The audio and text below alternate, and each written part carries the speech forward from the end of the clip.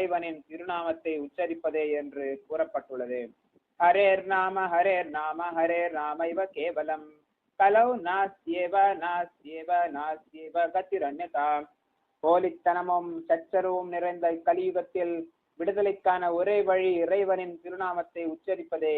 இதை தவிர வேறு கதி இல்லை, வேறு கதி இல்லை, வேறு கதி இல்லை.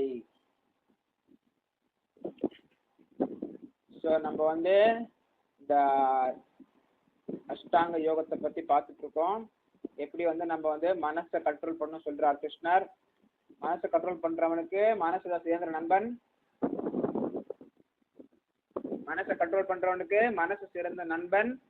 மனசை கண்ட்ரோல் பண்ண தெரியாதவனுக்கு முடியாதவனுக்கு மனசுதான் சிறந்த எதிரியா மாறிடுது. மனசுல என்னென்ன இருக்கு? காமம் இருக்கு, கோபம் இருக்கு, லோபம் பேராசை இருக்கு, பொறாமை இருக்கு,